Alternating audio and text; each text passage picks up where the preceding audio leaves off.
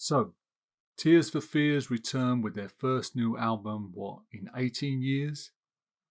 To create great pop rock music is an art, and in the past, Tears for Fears have been great at it.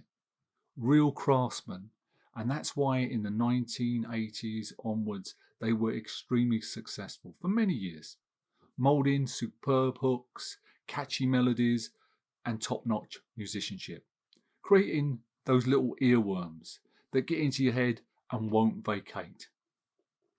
Now, many veteran bands still playing today will either try and live on past glories, and when they play live, it'll be all the hits and stuff with maybe a new song or two thrown in.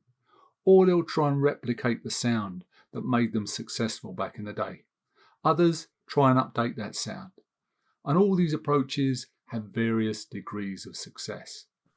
But to update your sound and make it sound fresh and modern, and write a whole album of material that sounds absolutely wonderful and stands easily beside the best work you have ever done, that's very rare indeed.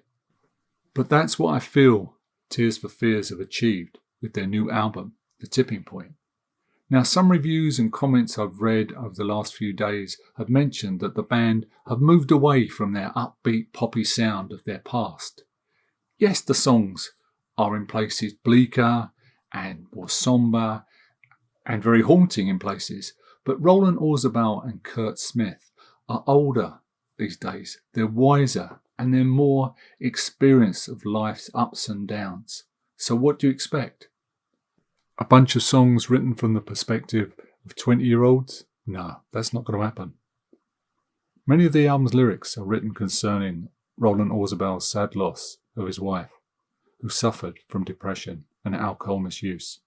And yes, the songs cover loss, despair, and grieving, but they're rich with a cathartic healing process, and ultimately the record blazes with a light and an intensity that illuminates the darkness. The musicianship on the album is of the highest quality, and the production is breathtaking, allowing the duo to place layer upon layer of instruments, creating rich, textured soundscapes, which in the wrong hands could sound muddy and unfocused. The album will reward the listener with each repeated listen. Now, my current favourites at the moment, and they change daily, are the swirling, atmospheric title track. Then you have No Small Thing, which starts off like an old country and western song, and over the course of its 4 minutes 40 seconds, builds and builds. And you can hear how they add those layers of sound as it builds and builds to a glorious climax. The Master Plan.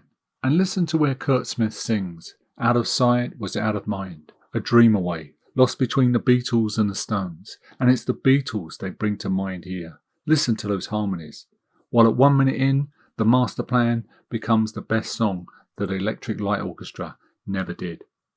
But these are just passing references, as the song belongs to Kurt Smith and Roland Orzabal. But they do deserve to be up there with such exalted company. So please go and give the album The Tipping Point a listen to, and let me know what you think of it in the comments below. For me, it's definitely a 10 out of 10 album.